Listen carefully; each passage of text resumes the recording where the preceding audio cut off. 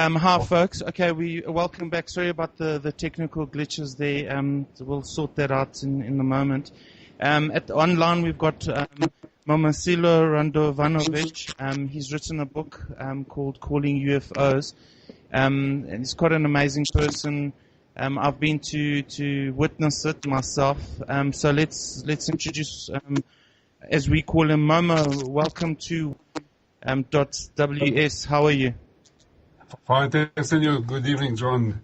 Nice to be with you again. Fantastic, man. And this has been sent over around the world, so we've got a lot of listeners from pretty much everywhere. Mama, let's get down to the nitty-gritty, how this all started for you.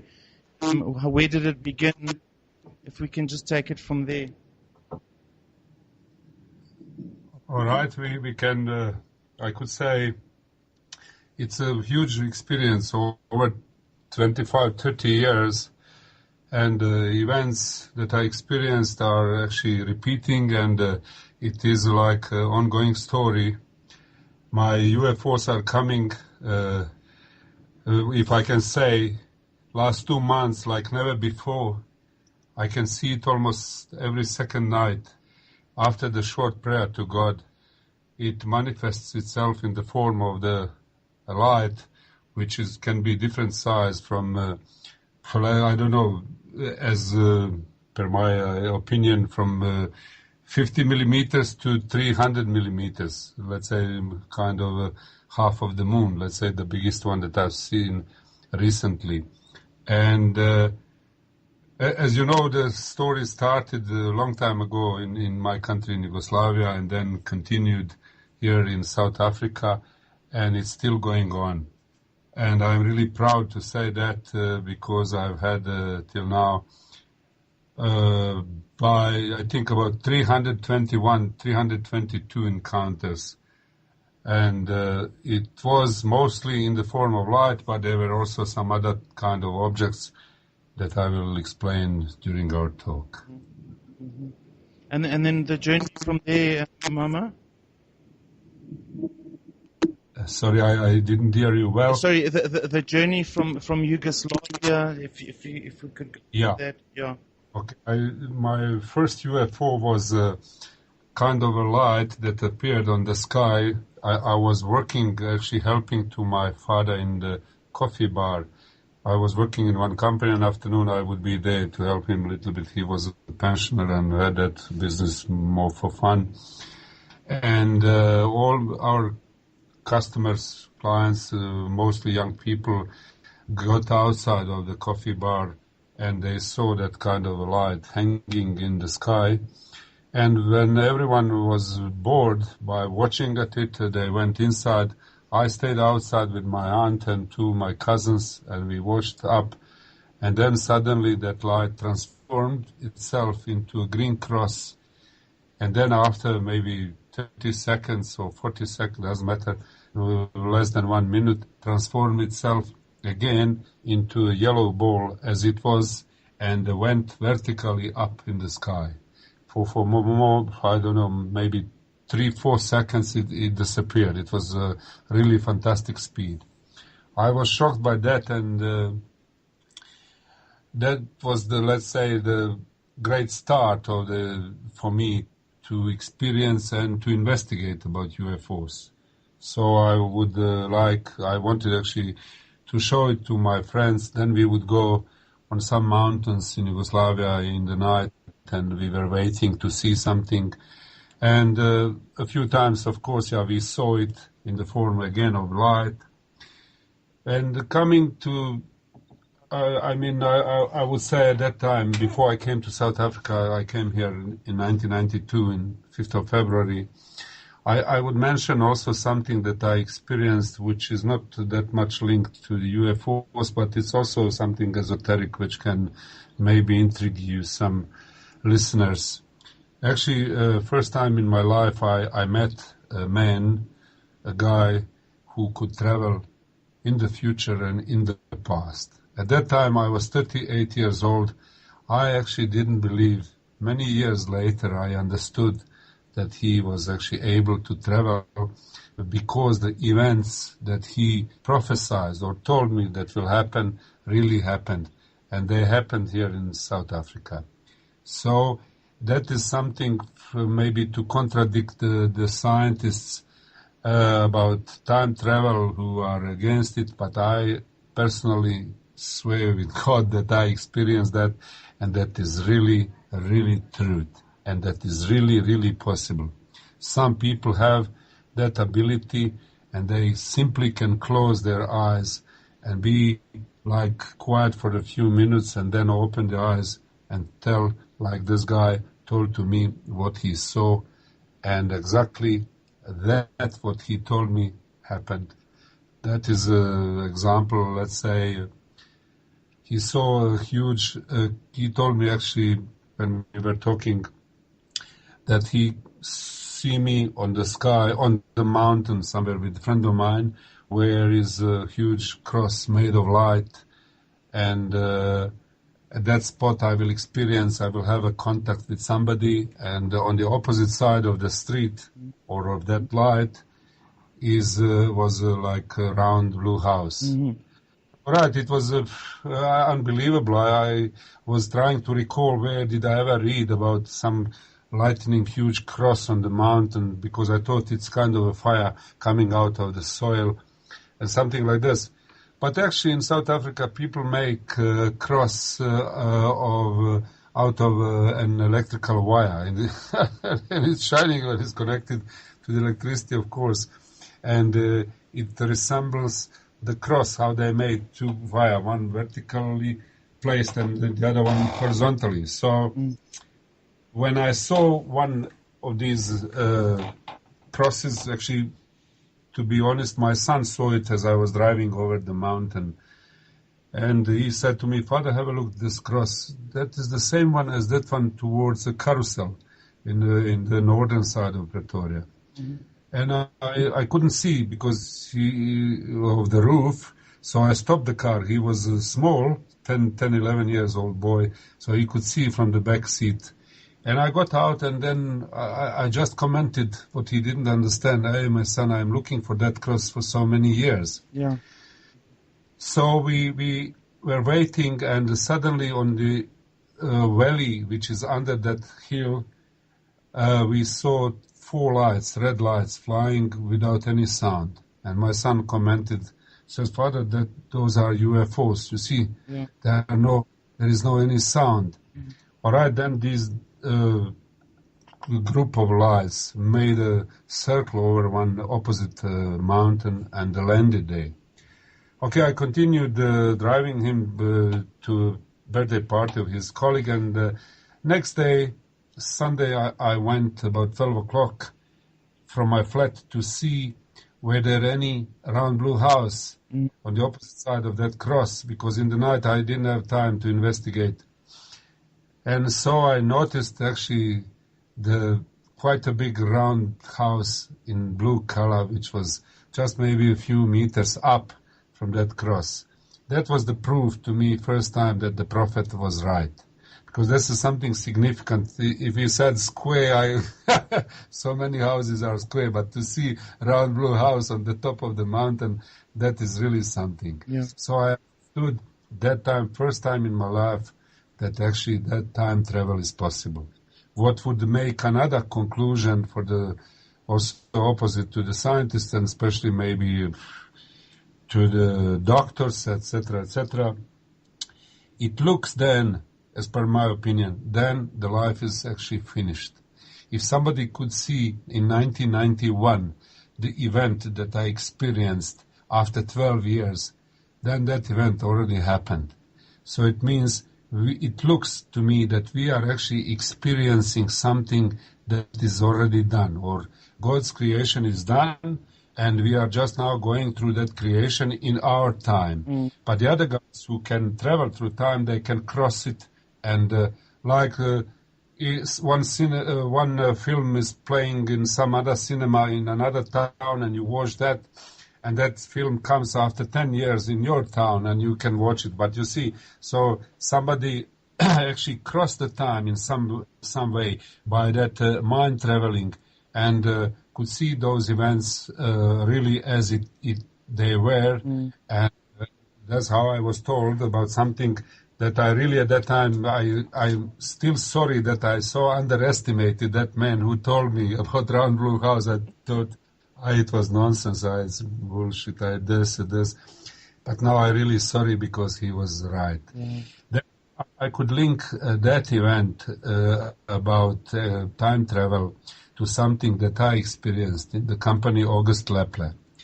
I was walking in the underground area where our presses had, at the bottom of the presses were electrical motors and huge flywheels. And on the ground floor, we could see only, let's say you can see only the press and the ram that is going up and down, pressing the car parts. Yeah. So one day my manager asked me to go something to investigate on that underground area. And when I finished that, I was coming back to the corridor where I came from. We had about 80 presses. They were in the queues, 8 presses in every queue. So we had 10 queues with 8 presses. And I was coming back and passing to the second row. Let's say we had numbered those presses. Press, I remember very well, 201. Yeah. I stopped somehow because I noticed that the flywheel didn't have a cover plate around, which is unusual. It must be, as per law, in case that shaft breaks. And then I started thinking about that, and I watched that flywheel, how it was rotating. And suddenly the shaft broke, and that flywheel had flown towards one wall next to me, hit into that wall, then went like a spring back to another wall opposite, and then again it was flying towards myself. And out of my fear, of course, I ran away behind that wall, which was next to me. It was like an opening in the concrete wall in that chamber. So I was actually standing on that opening, which looks like as the size of the door. And then, as I ran out of that opening in the concrete wall, I was waiting. I was standing. My backs were in that direction, and nothing happened. And I was expecting some noise because that flywheel is about 7 tons. And then I turned my head, and I couldn't see anything. And I slowly, like a cat, moved towards that opening, and I looked inside, and the flywheel was rotating perfectly. Yes, I never experienced something like this. I was really very scared that I'm getting some mental problem. Something is happening. How can I see events which didn't happen? I was really scared. I started crying, and I ran along that corridor, which is leading towards the door to get outside. Mm-hmm. And then what is another amazing thing, I heard a voice in my ear that said to me, Momo, never come back here again. So I would never come back for I don't know, for millions of dollars. Mm. All right. I went in the office, and my manager was sitting there, and I reported about that, what I investigated. But I couldn't tell him that I saw that movie because I was scared I could lose job. He would think I was mad. And so I started somehow from the, like a long story. I said, Mr. Thiele, press 201 doesn't have a cover plate around the flywheel. Mm-hmm. He says, so what? I said, if the shaft breaks, it can kill the cleaner who was cleaning in that underground area, all oil that was leaking and all these leaks, everything. He says, Mama, don't worry. That's a German press. But then I said, again, I continued, I said, Mr. Thiele, there is a material fatigue. You never know. Do you ever inspect these presses and shafts for cracks? Mm. He said, that's not important. Let's finish this job. So we didn't comment and discuss anything about that. What could I do? I continued doing my work. I was just maybe 1 year in the company. Yeah. And after 7 days, it was actually Monday when it happened, 11 o'clock. Next Monday, 11 o'clock, we heard a terrific noise. It was like something broke tremendously. And the mezzanine floor where we had our office was shaking. Yeah. And the manager stood up and ran down in that press department in the workshop. What happened? Press 201, the shaft broke, the flywheel hit in one wall, made a scratch in the wall, then went on the other wall, hit into opposite side, made also a scar, big scar, and a scratch on that wall, and passed through that opening in the wall where I was standing, and destroyed all actually converse line for the collecting of offcuts after the pressing. It's amazing because the shaft had that section was 1/3 was let's say light gray, and 2/3 were dark gray. What means that dark area already rusted. It means that the shaft already had crack when I saw it, or even much earlier, because it couldn't rust so much probably for 7 days. That was something that I can say to everyone in the world, or ask the question, where did I get that movie from? Yep. How see, I still don't know what to activate. I would love to do that, to see some other events, but I don't know how. I'm not aware that I did personally something to see that.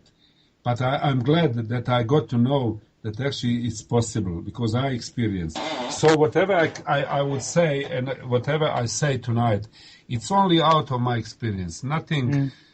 say anything, and I don't want that I read somewhere somebody says, she says, he said, or whatever. Nothing. I can't deal with that, because I have so many many experiences and events that are really contributing to form some, I believe, a really, I could say, professional opinion. I think with my education, with 4 degrees, I'm really able to make some conclusions like other educated people. So that is something that came from the future in front of myself, and I saw it, and I heard the voice. So it means, if I heard the voice, that means to me, or that says, somebody who told me don't come back or never come back here again, he was actually directing or in some way that movie that I saw, because he was obviously present, because after that event, that voice appeared in my ears. And I still don't know who. I can only relate that to God, as I later experienced many other things, and I will tell you my recent experiences with the lights that are, I must say to everyone in this world, it is, guys, so amazing that you start, like me, I started crying when I experienced that. I will tell you, John, the last week happened something amazingly. On Friday, I saw my lights 4 times after the prayer, because I was waiting. I would go in the house, watch TV, then go outside in the garden. Then I would see come back in the house, then out, etc. All right. Encouraged by that, on Saturday, I was again waiting. I prayed to God, and nothing happened. And I was waiting and waiting. Then I went in the house, outside, back, inside, and out. And it was already 10:30 in the night. And then I turned my head up, and I stretched my hands, and I said to God, where are you? Like a joke. I'm looking for so long time, and I can't see you. And suddenly I saw with the end of my eye some flash in the sky, in the night sky. And I turned my head to the right, and there was nothing. And I was waiting 2, 3 minutes, 4 minutes, and nothing. I was still patiently waiting. And then suddenly, I waiting and watching at that direction, I said to God again, I know you are there. I know you are behind that light. I saw it. It was a big flash, something like this. And I told her, I don't know, something else. And I was waiting. Then suddenly, the light appeared in diameter about 200, let's say, millimeters, silver light, round, for less than 1 second. And I know it was the answer to me. And then my tears started running. I couldn't stop it, because it was something really, it was a real answer. Okay, it's still now with the lights. And it's like Bible says, we don't believe if you don't see the signs on the sky. But I saw 321 signs. So And Mama, for the listeners, because we're going to talk about the experience that I had with you, but for the listeners, what shapes have you experienced? I said round lights, which is smaller diameter, bigger. The biggest one was, I must say, 1 meter diameter. That happened in 1997 when my parents from Yugoslavia visited me in South Africa. And we went on one mountain close to Pretoria. It's some like Waterkloof Hills, etc. And that area. And my son was with me and my mother and my father. And we were waiting outside. And all right, talking as well, many, of course, experiences from my country because I haven't been there for many years. They told me all the news, etc., what they could remember, etc. And then I was all the time, I was praying to God to show to them something. I said, oh, please, my God, my parents are old. My father is 70-something. I would love them to see something, of even small light, anything. If you could show that to my manager, I will tell about that, what I invited for my manager in that company, August Lepler, Mr. Thiele. If you could show it to the American consulate people, I invited UFO for them as well. Please show it to my parents. So I was praying silently. My parents didn't know anything about that. And when we wanted to go, it was already 10:22:15. We sat in the car, and then through the windscreen, I saw one light on the opposite side, on the hill. And it was changing the color. It was red and yellow and red and yellow, and we were waiting. And then suddenly, I don't know how, like I was invited to look up. I saw from the sky that kind of a round ball, yellow ball, 1 meter diameter. My father was sitting next to me, and because I told him, have a look this rocket. I didn't know what to say because that is the first thing which word came into my mind. And my mother came, actually placed the head between our shoulders to see on the front, from the front, through the front windscreen up. We all saw that 1 meter diameter ball of light falling down from the stars, and then when it was in the middle somewhere between the stars and the earth, it changed the color into green, and then as the green lightning ball was falling down into the forest, and my father later would say to my friends, like a big watermelon was flying down. And I thought everything will explode because I thought it was a huge ball of light. I didn't know where it was sent from, who sent it, what is inside. I thought maybe that is that from the Bible where it was predicted that some meteorite will hit into the planet Earth and kill 1/3 of fish and people and animals and plants. But nothing happened. That ball came into that darkness of the forest and just disappeared. So that was that about round shape. I saw a cigar-shaped object. I saw like two cigar-shaped objects next to each other, but one was shorter and the other was longer. And something was like linked between these two, like pipes, tubes, if I can say. Then the biggest thing what I've seen is 3 times I saw huge triangle. I'm proud to say that NASA filmed my triangle. I say my triangle by the 31st of December 2011, and it's pity they removed that from internet, having rights on that movie. But doesn't matter rights, we pay that NASA. Everyone in this world, they should actually leave it on internet. I do appel on all people in the world to complain, to ask NASA to show that movie what they filmed, because they have a telescope that is constantly filming the sun and all changes on the sun. I saw on 2 websites and they removed from both of them.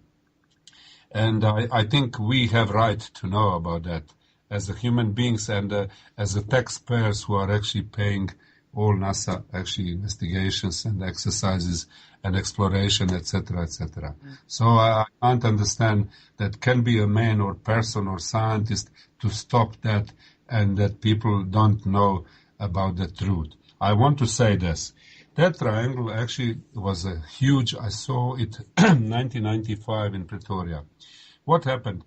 One day, it was a weekend Saturday, I played soccer with my son around the flats, and then I kicked the ball. He went to catch it, get it, and suddenly I looked in the sky and I saw some silver object flying very fast. And I said to my son, have a look. And he looked up and he says, Father, that's UFO. Look, there are no wings. And I said to him as a joke, let's go to stop it. And we picked up the hands and started shouting, hey, please stop. And object stopped and changed the color in red and then moved on the 90 degrees to the left and disappeared. And so on Monday night, my wife watched Beverly Hills, one American TV show, and I was on the window watching outside in the sky. It was 8:30 in the night. And then I was thinking about that, what my son and I experienced. And I said, look, they couldn't hear us because it's too far. They couldn't see us. Pretoria has so many, over 1 million people now, they would see us when we were shouting, impossible. Then I said to myself, they could only get our thoughts. And then I wanted to investigate something, to try to explore. And I said, okay, let me try something. I will send my thought to the star and seek something and to wait for the answer.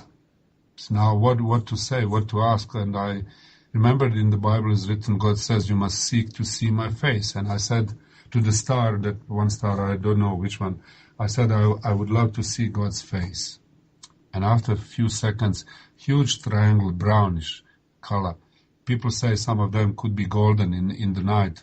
Gold looks as a brown. Suddenly appeared above the building where we lived. And it was in the center, let's say, of that triangle, kind of a yellow silver light, something like this, whitish light, I don't know. Yes, I was so frightened. I saw huge object flying, gliding in the sky, maybe a few kilometers above, and nobody, I was thinking that, is it possible that nobody see now? How can I say tomorrow, who will believe me? Then I ran in another room to fetch my wife, and then we came in the bedroom, looked up, but the object already disappeared. So that was the first time. Later again, we saw together, all my family, 5 of us, my mother-in-law, my wife, my son and daughter, and myself.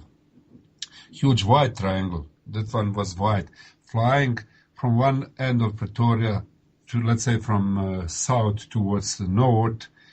I saw it before I got in the flat, because I usually look up what is the sky, will it be rain or not. And then I saw that triangle, and then I went in the flat, and then we went on the opposite side. Then that object appeared, of course, flying over the roof, and then we could see it flying towards from south towards the north, quite a long distance, but it was actually running, it was flying so fast, because on that distance, I believe we can't imagine that speed. And still it was huge. I must say, that time, when I saw it with my family, I think I could put in that object minimum, let's say, 9 moons. If you take the size of 1 moon and you put that triangle, let's say more or less 9 of them. But when I saw it with only myself, it was a huge, you could put 100 of moons, what means it was much, much lower down. Yeah. So when the NASA filmed that triangle that was on the websites, it took, let's say, one big portion of the sun, and it was maybe, I could say, 1/10 of the sun's diameter, which is 1.3 million kilometers. So it means it was about 130,000 kilometers, roughly my opinion. I can't guess so well, because it's a movie, it's a film, everything is small, but just some comparison with the sizes as a technical person. Yeah. So that was that triangle, and I saw also some kind of a very small lightning balls, like let's say tennis ball, more or less, that kind of light, also flying left and right, which were appeared close to the flat that I lived a long time ago. And after that is more or less the shapes I saw: tube, around, the sphere, and the triangle. Yeah. And then, Momo, could you tell us, at the beginning, how did your family accept? How did they understand what? I mean, this is a gift that you've got to have this communication. But how did they relate to all of this with you? Well, look, I had, I must say, honestly, hard time. My family, all right, family is family. They will always believe you, even if it is not true. The problem was with my friends. They never believed. They would do the jokes and a lot of, funny stories, etc., telling me, Mom, you are a good guy, but what did you drink? What did you smoke? What is this? But I said, look, guys, I don't need it. It's not for money. It's for nothing. I don't need any respect for that, because I don't do anything. Somebody does that, but I must tell you, because it's a fact, it's an amazing fact that I believe everyone should know, because it's really amazing. It's not some simple events that I experienced. It is really, if you see the ball of light 1 meter diameter with your parents, but really that's something. If you see a huge triangle that is a few kilometers length of one side, you must say about that. That is actually what happened. That's how I told to my manager, Mr. Thiele, in August Lepler, about that triangle. And he took off his glasses and put in the pocket and looked at me like I was mad. I could see in his eyes, he was comparing my work was quite good. I was engineer, designing, working with hydraulic presses. A lot of designs I've done which were really successful and very good. And he was comparing, how can it be? Now I'm talking some nonsense about UFOs. Even when I told him the stories from Yugoslavia, he always told me, I don't believe that. Mama, sorry, I don't believe that. Now I was talking then about a huge triangle that appeared above myself. And then he says, when I saw that expression in his eyes, then I reacted immediately. I said to him, Mr. Thiele, if you don't believe me, I will invite it for you to see. But I said only light. And he took his small notebook from the pocket, says, okay, when? I said, let's go for 7 days, wherever you want, on any mountain around Pretoria, my light will be there. So we went on the mountain that he chose at that time to go. With my car, we went close to the Wilhers Hospital now. Now on that spot, on that hill, is a parking, just above that parking, which is actually now existing. And we were waiting to see something, and I must say, to kill the time, I was telling him stories from Yugoslavia, what I experienced, what I saw. And the sky was dark, rain started, even hail started, I could hear on the roof. Yes, I said nothing will come. I was so sorry. I was so ashamed. I didn't know what to do, what to say. And then suddenly we could see like a big street, or if I can say, the clean sky. One, let's say, length of 10 meters wide, and the complete length of the sky was actually completely clean. No clouds, nothing. It was blue color of the sky with a full moon and a few stars. And Mr. Thiele looked up and said to me, Mama, have a look, it's so strange. I said, yeah, Mr. Thiele, they are cleaning the sky that you can see better. And after a while, okay, I looked on the right side, the one cloud was very low, and he hit me with his elbow in my stomach, and out of reaction says, Momo, have a look on that side. And I looked, we saw a red ball size of the moon flying from Mamelodi area. It's, let's say, east of Pretoria, east, towards the west. And that object was flying so fast, and then it turned between two hills, like somebody just turned to the right, and then again left. So like somebody was driving that ball of light. It didn't go just straight. It means somebody was inside. And Mr. Thiele gave me a shake and said, Mama, thank you very much. I really never believed in your story, but you promised me to see something, and now I saw it. And then we went in one shopping center in Maryland to have a beer after that. That is, you see, amazing thing that really happened, and that I'm really glad that first time I understood that my prayer was actually fulfilled, that because I had 7 days for Mr. Thiele. I told him we will go for 7 days. So I prayed every night to God. I said, please, my God, please send something that Mr. Thiele sees, that I'm not a liar, that it's everything truth, I told him. So I want to say, as God is truth, He manifested the truth that I was talking about. So that was, I convinced my manager, and everything was, okay. Sure. Fantastic. And then Momo, why do you feel that this gift why have you got this gift? What do you think is the bigger purpose? I was always interested, those years, let's say 1970s, 1980s. You remember, maybe you were young, but some other older listeners, they remember. It was tremendously, not marketing, but talking on media. newspapers, TV about UFOs, and okay, now it's much more, but at that time it was really great news for everyone. And I also wanted to see it. I said, everyone talks about that. I never saw something like this. I would really love to see, and I would turn my head up and I would ask God to see that. And then how it had happened, I saw first time that cross, or that ball of yellow light that appeared, that transformed itself into the green cross. And then I would see these lights maybe once in 2 years, or once in 1 year, then let's say one in 6 months, then later as the years were passing, once per month, and now I see it every second night. And I'm really honored by that. I don't want to lose that, because it is actually appearing after my prayer to God. So I wish to be really excellent personality, excellent man, human being. And whatever I say just to prove about God's existence, because He said in the Bible, guys, those of you who experienced my miracles, you must speak about that. Because how do people believe that I exist? What is 100% it's truth. So that's why I'm talking and telling that. I was actually never religious in Yugoslavia. I must say it was a communistic country. So communism and religions are in a really big conflict. Actually, they can't go together. So the religion was completely down. I think just maybe a few % of people were actually religious. And I wasn't. Okay, I believed there was a God. I always believed God exists. And especially my mother would always tell me, well, listen, you must believe God exists, etc. Okay, I said, I believe, but I don't go in the church. Yeah.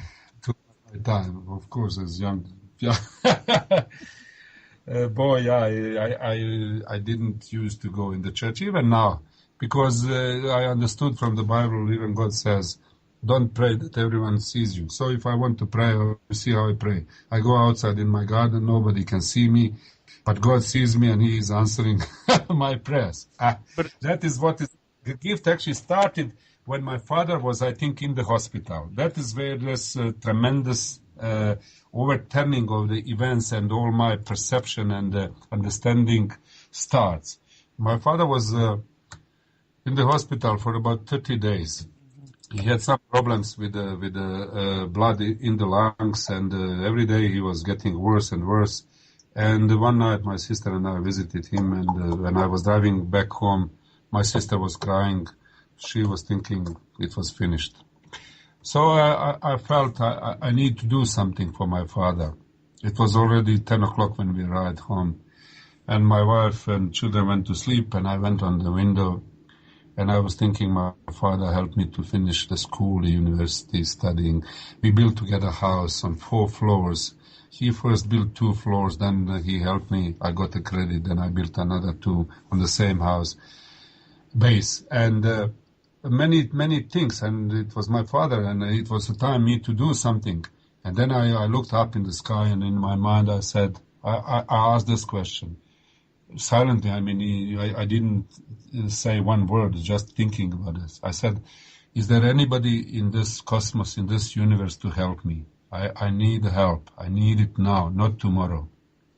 And then it's like somebody started talking to me, or we can't control the brain. The thoughts are coming into our brain, sometimes unexpectedly, sometimes we try to avoid the answers on those questions that are coming and our thinking, etc., but they are piercing into our brain. So what happened, that some kind of a latent or a hidden communication started subconsciously.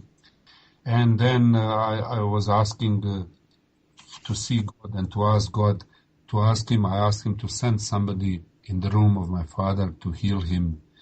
And for that, I would give anything. I don't know, whatever God's want. I couldn't say I can give you $10,000 or something like this. At the end, I needed to give something. I don't know why, because the questions were like somebody asked me, for how many years would you like your father still to live? Then I started with 20, you know. Then again, but are you sure what is the minimum? Then I came actually to 10 years. After just 10 years, that if God could extend the life of my father. Like a child, what can you, I mean. That's it. So, and I was praying to God to send somebody in the room of my father. And what happened next day, about 2 o'clock, in the night, I was really tired and I went to sleep. So I left my office next day, 11 o'clock. I went in the hospital to visit my father, and I came inside in the room, and he was sitting on the bed, putting the shirt. Oh, as I looked at it, it was a bad sign for me, because I know the hospitals send the people home when they cannot help them. And I asked him, what are you doing? He said to me, I'm going home. I said, why? He said, doctor visited me this morning and said, I am not sick, I can go home. Oh, yes. I couldn't believe. I remember last night he was terrific. I told you my sister was crying, how bad he was. Then one nurse came into the room to get the papers from the table, and so I asked her what was happening. She said, yeah, doctor visited him this morning and said he's not sick, he can go home. And she left. And then I looked at in the eyes of my father, and he picked up his head and said to me, you know what happened last night here? I looked, I was shocked, surprised. I said, what?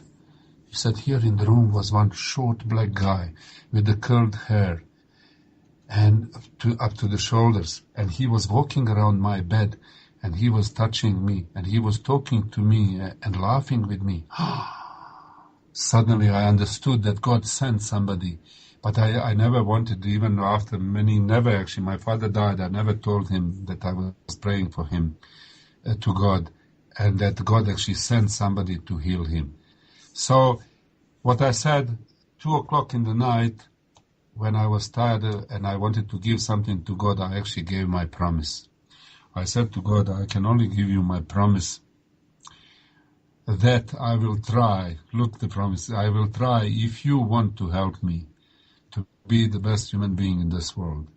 And that was my kind of something that I gave to God. It's even not a promise, but it's my wish, let's say.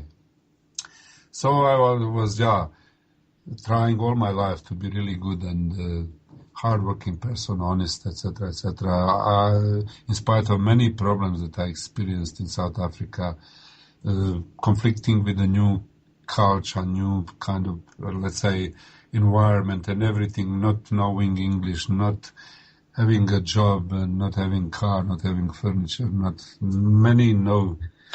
But God helped us. So I must say honestly, my daughter completed just in December honors degree in physics, actually astrophysics and space science.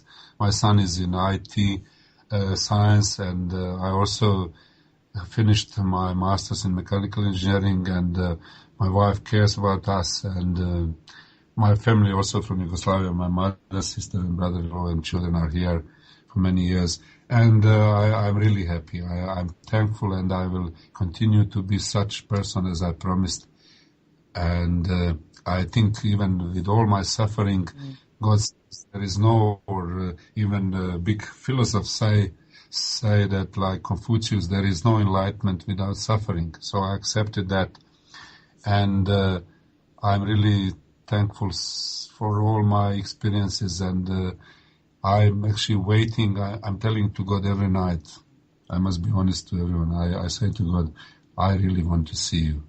You created me, and I really want to see you. And one night I was outside, and I was telling him like this, watching in the sky. I already saw UFO after the prayer. It was much later.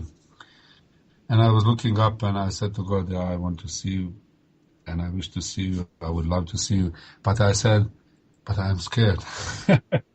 But again I said, but it doesn't matter that I'm scared. I still would love to see you.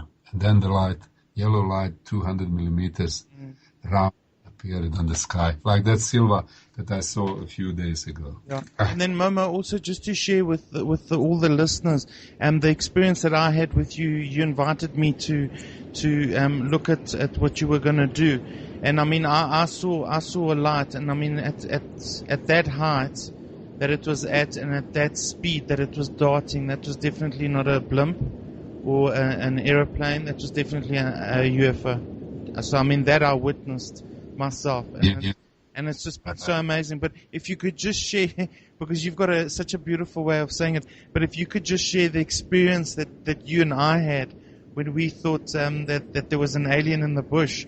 Because that was quite amazing, because after we saw the lights, then the lights disappeared, and then we moved on to another part of where we were. But that experience, just the way you said, has got such really humor to it. But obviously that evening it wasn't that humorous because we didn't know what we would be expecting. But if you could just explain that to the listeners. Yes, went there. I actually invited you to see that, and my two friends also were with us, two ladies, and one is neuropsychiatrist Miška Janković, the other is Ankica and Anka, and we saw first time the light above the city. Just in the sky it appeared actually kind of a light. It was a kind of quite a big flash, and then it disappeared. And we were waiting, still talking, etc. Then it was actually on the western side of Pretoria. Then I saw actually, and you as well, when I told you, and to all guys, to turn to the right. So we saw on the opposite side, northeast, I think, there was a kind of a silver object flying slowly above the hill, maybe a few hundred meters above the hill. And then it disappeared. We were really very happy. Okay, and sitting there on these nice actually parks and areas, green areas by the union buildings, behind the place where we were sitting was a fence and some also plants, and suddenly we saw the light amongst these plants, and we didn't know what was that. The light would appear, disappear, but it was small light, let's say like a tennis ball, and we didn't know what was that. And then you and I, we stood up and moved towards that light, but and towards the fence. It was quite dark area there. Then the guy jumped out of that fence with a lighter, something like this in the hand, and he said to me, "I'll kill you." I had a feeling that was somebody who was drunk, but because his movement was left and right, it was very funny walking. That is. It's quite amazing. Just for the audience to hear is because I've been teaching martial arts since the 80s, and I was literally ready to go, because just the way this guy initially first made some really strange sounds to back us away, and we weren't doing that. We were actually walking towards the bushes where this fence was, where he was hiding, and then he showed himself. But I was very ready to go, because you just don't know what to expect. But that was quite an amazing experience. That was amazing. Happened. Yes. But really, that was awesome to be invited by you to witness that. Because the lights were there, and like I said to the audience just now, at that height where that light was, for it to be darting, and literally in a blink of an eye, darting from one side of the sky to the other, there is just no ways, absolutely no ways. It's a plane or a blimp or anything. And then Momo, these beings, if you can share, what experience, if you could describe the ones that you've witnessed, that you've come into contact with, what do they look like? All right. Look, I used to call people to go outside on the hills, on the mountains, to show them, to invite UFOs, and later I stopped. After 2002, I stopped. I told to God that I wouldn't actually ask him and pray again to show to anybody anything, because I understood God is not for show, and he cannot be my servant, so I can be only his servant. What was happening after I invited my first UFO for Mr. Thiele in the company August Lapland in Roslin in Pretoria? Then, of course, I was encouraged by that. I went to the American embassy. Then, after a few days or months, actually later, I invited the UFO. They wanted to see UFO. First, they heard all my stories, and then they told me they would like to see UFO. If I say I can invite it, okay, prove it. So I did it for them. Then I invited UFO for my ambassador of Yugoslavia, Mrs. Olja Đuverović, who later translated my book into English, my book calling UFOs, A True Story. Then I, of course, for my parents, we saw that, and then some friends, etc. At the end of the day, one very good friend of mine, Savo Buhac from Pretoria, he said to me that he would like to see aliens. He was actually never interested in my stories. He was more interested in snooker, braai, etc., etc. And whenever I would talk about that, he didn't believe me. He was my still very good friend, one of the best, but he never believed that. So I was invited on South African TV, SABC, twice. Then I was actually interviewed on the radio. And maybe he was inspired by that. He said to me one night, you know what, like a big professor, I will give you the first and the last chance. I want to see aliens. I said to him, all right, no problems. When? He said, now on Saturday. It was already Thursday. I said, okay. But he was probably confused. How can I promise so quickly? Yes, okay. He said to me then, you know what, if they don't come, I will call SABC, I will call all media, and I will tell them, you are the biggest liar in this world who came to South Africa. I said, all right, but if they come, then he said, I'll tell them. All right. So I prayed Thursday night and Friday to God to send somebody, that friend of mine, Sao, see. He wanted to see aliens, and so we went on Saturday night. It was 6th May, I still remember, 2002. So I didn't know where to go. I just chose something close to the area where I lived in Arcadia. So Union Buildings is there. So we went just 4 blocks from the Union Buildings. It's a street with the name. Actually, it's Eastwood Road, which is on the top of the mountain, changing the name in Tom Jenkins Road. That is the place where actually I saw that huge cross, and that is as per my prophecy of my prophet. So I believe that will, if anything happens, it will happen there. All right, we got out of the car. I parked my car. It was 8:30, and suddenly... Is that in the evening, Mama?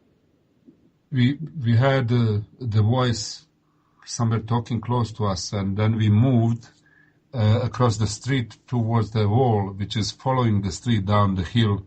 It's like protecting wall for the cars, for the... Was this at night, Mama? 8:30? It was, it was in the night, 8:30 in the night, okay. Yes. And it was a full moon, and it was quite bright, but it was cold. That night was -3 degrees in Pretoria. Mm-hmm. I had one jersey and a big jacket, thick jacket. All right, we got out, what I said, and we moved across the street towards that wall, which is about 700 millimeters from the ground, following the road down the hill. All left side is actually like some barrier. And but we couldn't see anything. And I said to Sao, do you hear somebody is talking? He says, no, I don't hear. And then he listened, and he says, yeah, I hear. But he says it's somewhere down in Rittendale, like that opposite area of Arcadia is Rittendale. I said, no, Sao, it's somewhere just close to us. When we came to the wall, I saw kind of sparks flying out of the soil. And then I noticed, actually, if I didn't see those sparks, I wouldn't see 2 guys were sitting on the ground, 10 meters from us. And I said to Sao, and he looked and said, no, they're hobos. And he just jumped over the wall, because there was one small flat area by that wall, and then the terrain is going down, skew under, let's say, 45 degrees, quite steep. So he had a small area to stand there, and then he shouted to these guys, said to them, guys, what are you doing here? And then one of these guys stood up. He was over 2 meters tall. He was completely in black. And then a friend of mine was frightened, and he turned towards me and shouted and sweared ugly words. How much did you pay to this bastard to make me scared? I said, "Oh, I didn't pay anything. Really, I don't know who is this guy. Please come here, come over the wall." I was just thinking how to run away because the car was just a few meters behind so that we jump in the car and that we can go. He says, I again swear something and took the cigarette out of the pocket. And at that time, as he was watching at me, I could see the guide, which was in the bottom because the terrain is steep and he was just down 10 meters from us. He switched on a kind of a red light, round one, on the mouth and the other red light on the palm, on the right palm. If he didn't have these two lights, I would think it was a cigarette. But to have two cigarettes, it's not possible. All right. When Savo came after that, jumped over the wall back on the street, and he says, "Okay, let's go." I was happy. We sat in the car, and I was driving, and I said to him, "Savo, you know what? When you were swearing at me, this guy switched on two lights, one on the mouth and one on the palm." "No, I said, "Yes, no, yes, no." "Okay, let's go back." Okay, we went back. I parked my car again. We came to the wall. These two guys were talking. Only one guy actually was talking, the other was listening. So it happened 3 times that we left, and I don't know why we came back. I even had something prepared, a kind of a pyramid, wooden pyramid I made by myself, by hands, and a kind of a triangle. Also I made by my hands out of wood. And I had that, I thought whenever I see aliens, I would give them that as a present. Actually, I was also suggested by my very good friend, an old lady, Maureen, that I should make something, not to buy, but to make it by my hands, so they will have my vibrations always in those items. And at one moment, actually, I said to one of these guys, I said, "I have a present for you." And the guy stood up, I don't know how, but he didn't actually climb on that rocky terrain. He was gliding over the rocks and terrain and a little bit in the one radius. So he was on the distance, let's say 6 meters from us, when he stopped. And when I saw that, I moved back and I left my items, this wooden pyramid and the triangle on that wall, and I ran a little bit back and I stretched my hands towards him and said, "Hey man, I'm scared of you." And he stopped. Really, he was fair. He stopped. And I said to him, "Who are you?" And he answered something, but we couldn't understand. I asked, "What did he say?" "Look, on 6 meters you must understand if he say whatever." Then he was with big effort trying to say something. Then suddenly I could hear, he says, "I'm a man." Oh, yes, I was even more scared. And then I again said to him, "I'm really scared of you." And then he moved, glided back, and sat again by the other guy. And they continued talking. Then they didn't want to pay attention towards us, nothing. Then about, I would say, 12 o'clock. Look, we were so long time there. I stopped one car that was passing there on that Tom Jenkins Road, because that's another side of that hill. And the guy, there were 2 cars, said to me, in the car behind him was his girlfriend. He must go with her to get something, and then he will come back maybe in 10-15 minutes. I thought he would never come back, but really he was fair, and the guy came back, and his name was Jacques Niemann. He was driving Opel Corsa, green color. I remember very well. It's strange, I could never get hold of that guy later. Even we got his telephone number, but something was wrong. It was not possible to phone him. All right. Guy came back, and then he took the baseball stick from his boot and climbed with me on that wall, which is just, I said, 600-700 millimeters from the street. And then he started asking them questions in Afrikaans. And it was very strange that he turned to me in one moment. He was very scared. He said to me, "Who are they?" But I already told him the story that I promised to my friend to invite some aliens, and that there are 2 guys who are sitting and we think they are aliens, etc. And then a friend of mine, Savo, was on the street actually dialing on his cell phone police number to call them to come and to tell them about aliens. And but who would believe you if you phone after 12 o'clock and say there are some aliens here on this hill? Of course, then he phoned to another police station, first in Sunnyside, then in Rittendale. But obviously nobody was paying attention to that. And then in one moment we smell beautiful, like perfume smell. It was something amazing coming from I don't know where from. And just it was spreading all around that area where we were standing. And even we turned towards Savo, who was still dialing the number. And he says, oh, I smell also. What is that? What is that? And we looked at each other. And then Jacques and I, we turned back towards these two guys. And we noticed another guy was sitting on the opposite side of them. And that guy wasn't completely in black. He was in black, but his face was white. He had the mustache and the beard and the curled hair, black hair. Yes, John, I was never frightened in my life like then. I caught Jacques for his arm, upper part of his arm, because he was standing next to me.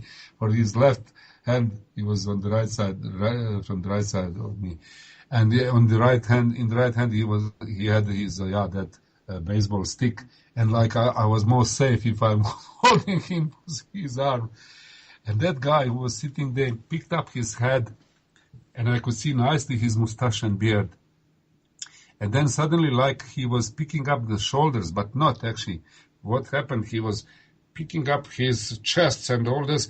Actually, he stretched his hands, but when he stretched that, actually he stretched his wings. So I saw about 4 meters minimum length of his wings. And he, like this, stretched with his wings, looked up straight into our faces for maybe less than 1 minute.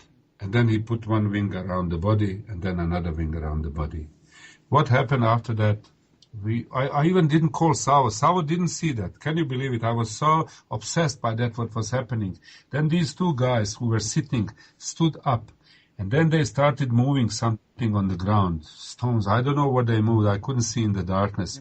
And when they finished with that moving, they stood like 2 soldiers by that guy with white face.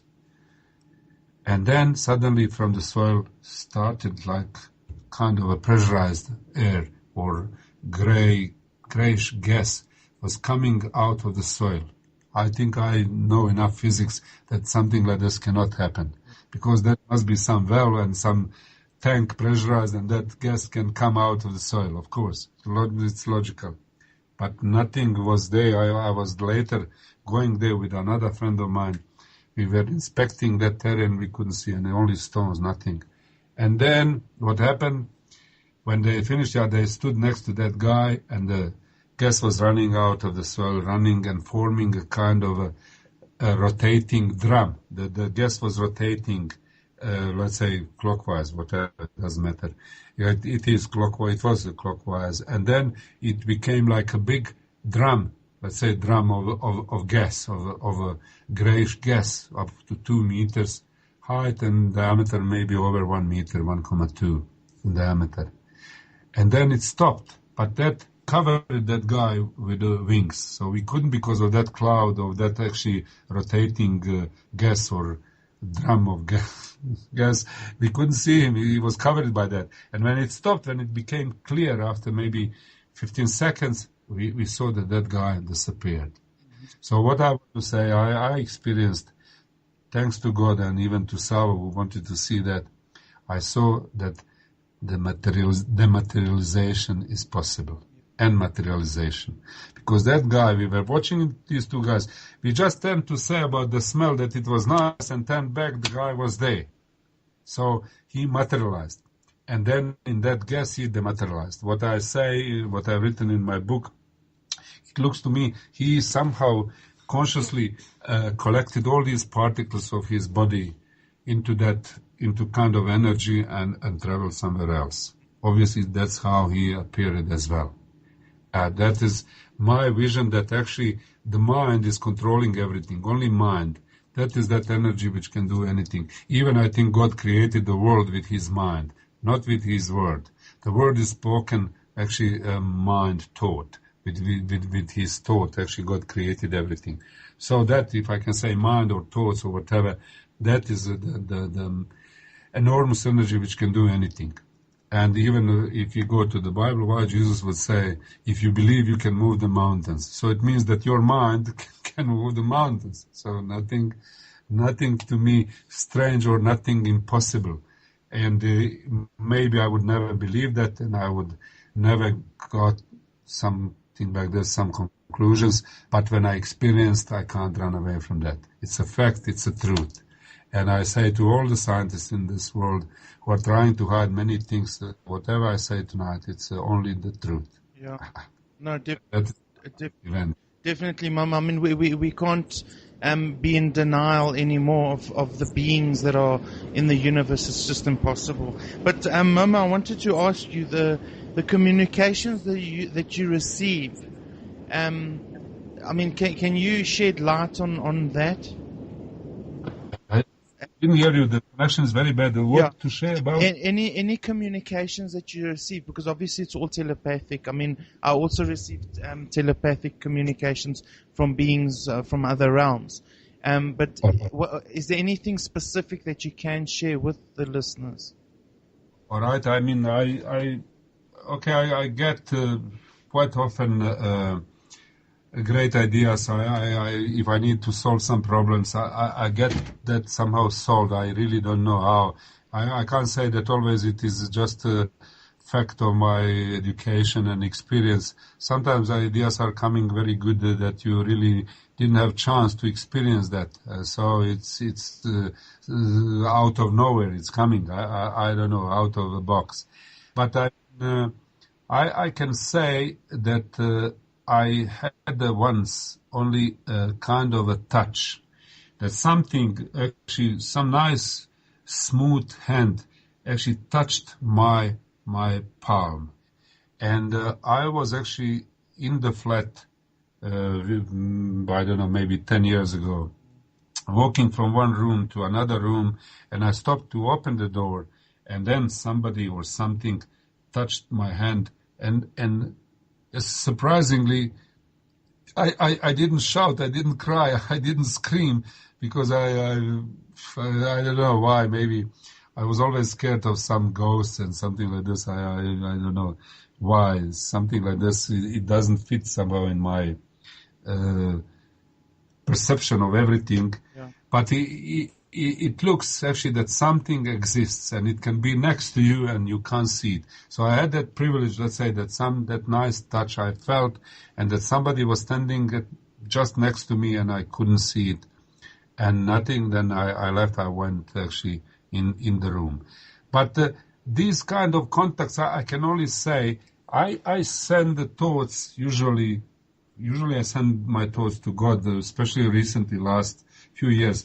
Because in the beginning, when these all events started happening, I always also thought that is from kind of people which are on some other planet. They are coming, they have different technologies, etc., etc., etc., etc. But my last 2-3 months events are showing actually that everything is coming from God. I must tell you this event, then you will see like talking, my telepathic sending of my thoughts and getting the answers. I was standing by my gazebo, which has 6 vertical pipes holding the roof. And I was tired of sitting on the computer all day working, and I caught with my 2 hands that pipe and started moving my back forward and back. And suddenly, funny thought came into my mind. I said to myself, it must be that angels, when they move the wings, they do also like this. Then I started moving, and I started moving faster, my back forward and back, that I said that my wings start growing faster, and I was laughing to myself. Even I don't know how these thoughts are coming. And then I looked up in the sky to see, did God hear all this nonsense, what I was thinking? And then the light appeared again, silver light, 200 millimeters round, just in that spot where I looked, and disappeared. And that appeared again later and made some moves in the sky up and down. And then again later the same, that light. So you see, there is a presence of somebody I'm calling God because I'm actually sending my thoughts and my questions and everything, whatever I want to ask, I send to God. That is how I'm communicating. About other small green guys with antennas like Hollywood shows, I really don't know. But what we experienced, my daughter and myself, we really saw two small, like children, aliens in front of us that were performing fantastic gymnastic that is for the human being impossible. They were actually like jumping up and down from the ground, let's say stretched completely, with stretched legs and hands, like when you, let's say, lay on the ground and you stretch your hands. They were going up and down like this. Then they would catch each other by hands and they would rotate like a helicopter, let's say, around around that, let's say, center point of rotation is where they hold their hands together, fingers. So they would rotate. And then we were watching them, and my daughter was really also scared, and myself, we moved. It happened also there by the Union buildings. And then after that, these guys came down closer to us because they were maybe, let's say, 20 meters from us. And I could see their very small, let's say, thin hands, maybe 30, 40 millimeters diameter. That's something very small. And I remember my daughter says, "Father, this taller one is a girl and the smaller one is a boy." Or opposite, it doesn't matter. But they were in kind of a black tracksuit, something like this, that was elastic, if I can say. And when one group of Indians, you see, they were very clever, I must say. They stood between us and the reflector on the opposite side. So we couldn't see their faces. It's amazing. And then I was really very scared, and I kept the hand of my daughter in case that we need to run away. But looking from the children, but that is our human conscience. We are, I don't know, or maybe I'm scared of everything. But you feel that they have actually some different power. They can jump up and down and rotate in the air. It's something unusual for us. So of course I think we must be scared, maybe not, but I was scared. So when one group of Indian tourists came towards us, because there is a monument there that is when you look towards the Union buildings on the right-hand side, these two these two, let's say, childs, or these two boys and girls, they ran away behind the wall and we didn't see them. All right, next morning I gave lift to my daughter to school, and then I decided to come back to see if I could find any marks on the grass or anything. Maybe I thought they forgot something, or maybe they left something, or I don't know. I hoped I would find something. But when I came there, I saw only a circle that something round about, let's say, 2 meters was pressed in the grass. That was like a big circle, what I saw, and nothing else. So, you see, I haven't got any other, hidden communication or whatever. I'm sending my thoughts to God, and I'm getting the answers, usually in the form of light. I've heard the voice twice, and the one time was, I must say to everyone in this world, actually saved the life of my family and myself. I was driving from Johannesburg, and somewhere in Midrand area by the Shell garage, I wanted to get some petrol. I didn't have enough. I said to my wife, I must stand there by the Shell garage. But I took wrong off-ramp, which is about 50 meters earlier, towards Samrand. So I turned towards Samrand, and the road was going down, and I saw the robot. I said to my wife, okay, it's not a problem. If we cross the street there by the robot, we can turn right, and we will be again on the Shell garage. Yeah. So I was approaching to that robot, and suddenly the voice in my ears, inside, my wife didn't hear anything, said to me, I had a green light. He said, on this robot, stop and wait. And what I done, I immediately pressed the brake pedal, and I stopped. And my wife looked at me and said, "Why have you stopped? You have a green light." I didn't know what to say. I picked up my shoulders and was completely confused. At that moment, red car from the left side passed through intersection, through red light. It could completely smash us like a tin. So I'm so thankful. Okay, then my legs started shaking. I couldn't drive for a few minutes. I was standing there on the robots, and then later I crossed the robot. So you see, I can't say who was that, but especially at that time I didn't know who was that. But later I found in the Bible, in one place God said, or the Bible says, what God said, "My sheep will hear my voice." And I've heard that voice, and that voice saved us, and I'm so thankful. And I must be, like I promised to God, I really wish to be the best human being if possible. You know, it's also beautiful, Momo. It's not that you seeing them on your own. You actually, other people are witnessing, like I said earlier on to the guests, to the audience, that I witnessed it myself. Other people have witnessed it with you. Momo, are you there? Again, the connection is very bad. What would you like me to say about my... if you could also mention the other being that wasn't walking, was actually running on about a foot above the ground. Okay, with the square chair. Yes, yeah, because him they caught, which apparently took 6 people to hold him. But if you could tell us your recollection of that, please, that's an important one. Right. I was really exploring UFOs, and I used to go to the Union buildings because it's on the top of the hill, and it's nice view, so it's possible to see nicely sky and all surroundings. It's really beautiful view. So I noticed one day, I was not only in the night, I was during the day, because I would read some book there because it's nice, clean, beautiful smells, a lot of plants, flowers, etc. It's really pleasant environment. And I noticed one guy who was watching the monuments and the list of the people who died in the war, who actually were killed, etc. And he was so precisely, if I can say, he was absorbed by these names, and I saw him how he was reading that. I didn't know why, because, okay, you can read a few names.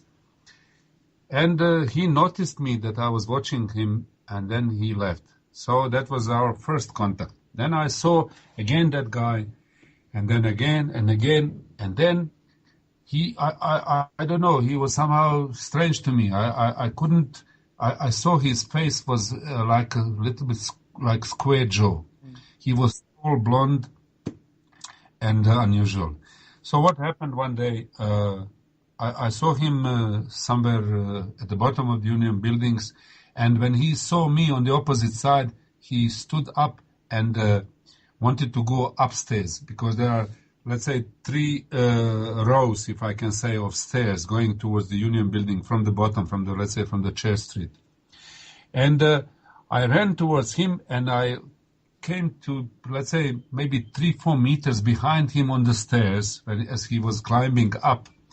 And I saw, first time in my life, I swear, really, I guarantee, his kind of techies didn't touch the stairs. It was about 20-something millimeters, 30 above the stairs. And he was walking so fast. I was always exercising. I was fit, quite fit. But he was almost in the government road, just in front of the Union buildings. I was in the middle of the stairs. So I still needed half of the way to come to him. Then I decided to go, because I saw he turned towards right when he came there to the government road, and I crossed that actually towards the parks, and I was, let's say, after maybe a few minutes, behind him on the distance 10 meters. And he turned and he saw me, and I was following. He was walking in front and I was walking after him. And there by one tree, he stopped. and then he kneeled on the knees. Can you believe it? Under the tree. But that tree is that by that round blue house. Amazing. He had a kind of a rucksack on the back, and he took that off and put in front of him. I didn't know why would he need. I wasn't that. I don't know. I don't look as some dangerous person. But and I stopped. I saw he was like scared, and he said to me, "Why are you following me?" I said, "I'm doing some search. I'm I don't know, searching for the people from the sky. I'm actually, how can I say, searching. I want to see aliens." And he looked at me like he didn't understand. I said, "The people like from the sky." I wanted like to explain. And then he stood up, and then he came on the road, and I saw he was really tall. And I said, "Where are you from?" He said to me, "I'm from," he says, "I have a house there in Rittendale, but I'm from Cape Town." But look, if somebody has a house in Rittendale, which is just, let's say, 1-2 kilometers from the Union buildings, you could see those monuments and all these names many times. Not to come every day. I saw him there reading all these names. That's actually funny and strange. All right. After maybe 15 days, I didn't see him because, you see, I used to see him almost every day, or afternoon, or in the evening, or for weekend earlier, let's say about 12 o'clock, 2 o'clock. So I saw one security guy there. I remember his name still, April.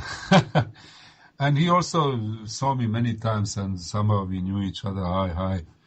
And then I called him. I said, "You know what? I want to ask you something." I said, "Did you notice anything strange here in front in this area of Union buildings?" She looked. She said, "No." He says, "One night I saw one woman there by the Union buildings, there where the trees." He showed me. Let's say if you look towards the Union buildings on the left-hand side. And she was so strange woman, and I because she was in the dark and for a long time, and I asked her who was she, and she told me, he said that she was from some graveyard down in town. I said, "Listen, I'm not asking of that." I said, "Did you see any guy, one guy who is, I described the guy, tall with the blonde hair and in the black clothes like trousers and jacket, and he had a rucksack on the back?" "Yeah," he says, "we caught him.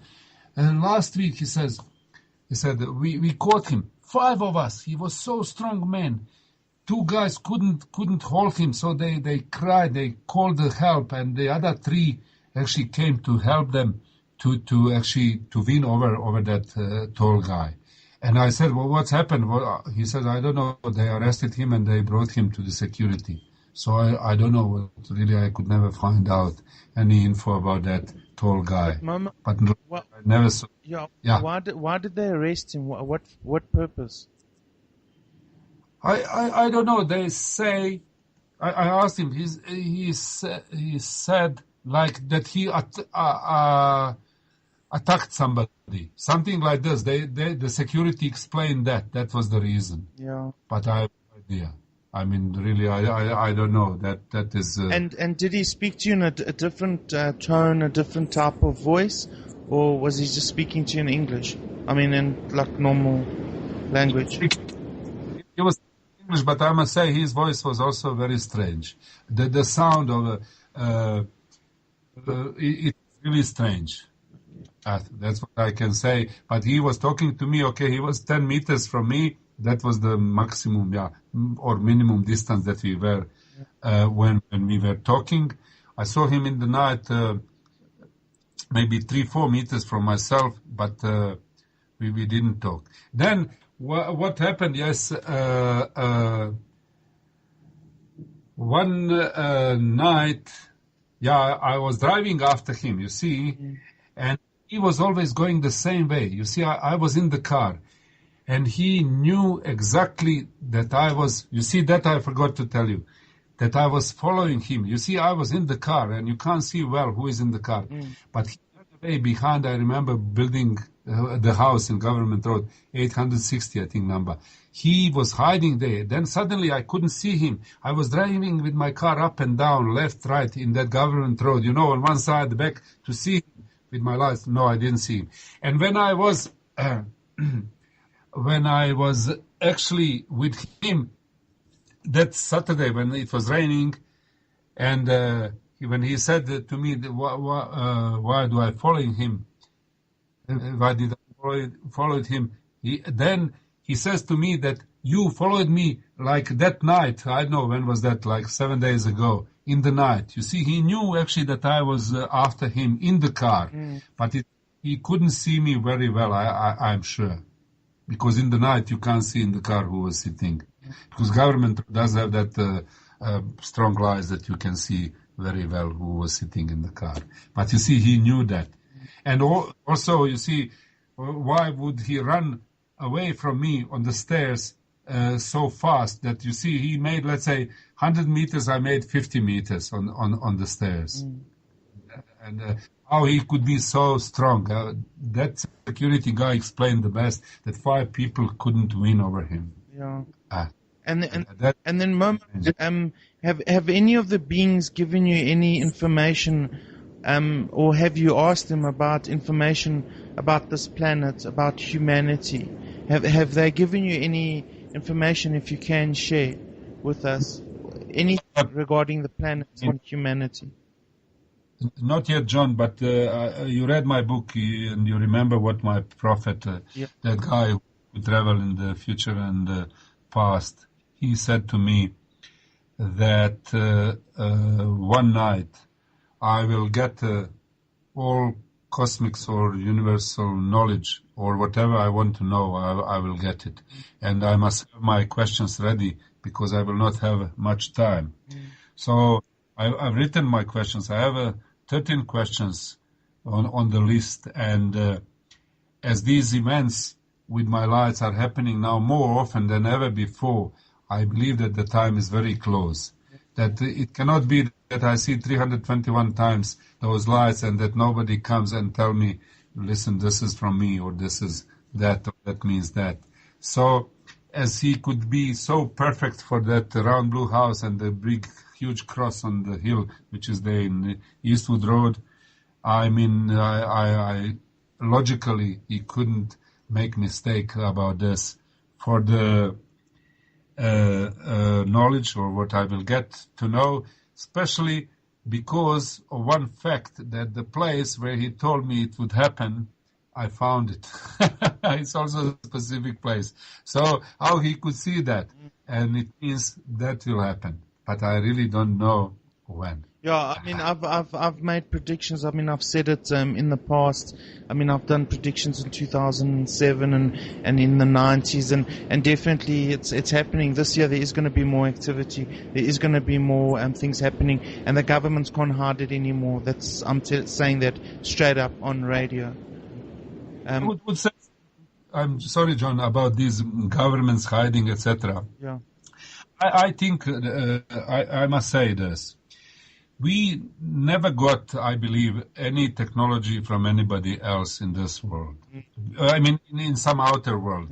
That it didn't arrive to us, let's say, computers or anything what we have, because we must say, honestly, that thousands and thousands of doctors of science, physics, mathematics, etc. are working constantly. If you take CERN, that huge hadron collider, how many people are involved, universities, etc., etc. I think this is a kind of a competition and a threatening of the big countries one another to say, listen, guys, we have something, be careful, be scared of us. We have some hidden knowledge. We have all the time, and nobody has anything. I don't believe that. I'm telling you honestly, this is what I truly believe, that nobody has anything. And because that story about that somebody has something is for 40 years or even more. And what happened? Nothing. We live normal life. Nothing is actually happening. But what I must say, that about existence of another, let's say, dimensions of another worlds, that really exists. Yeah. That is, even if you go to the biggest scientists of this world, like Nikola Tesla, who was so underestimated, I really don't understand for what reasons, because Edison was stealing the patents from him and never paid him $50,000 for 6 months' work, etc., etc. Tesla was down all the time.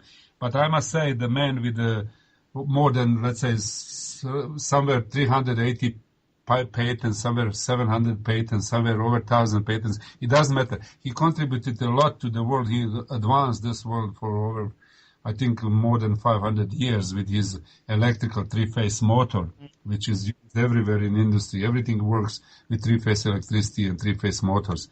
So if Tesla said that he was traveling in his mind in another world, he said he used to do that when his parents would go for a lunch to his family on Sundays. He was alone in the house. He would close his eyes and he would travel. And he said he would meet on these worlds another people. He would meet them on the streets. And he said that that world was more real than this one. Yeah. So scientist caliber of Tesla says that, then it must be, because he never got 1 cent for his patents. He spent all his money in the new patents, and he died as a poor man feeding the doves in New York, not having money to pay for the flat and for the food. So I believe him. So I want to say, to contribute to that, because of Tesla and his experience, and even because I was told, my very good friend Maureen, who is also a gifted woman, old lady, very intelligent, very good, I must say, lady.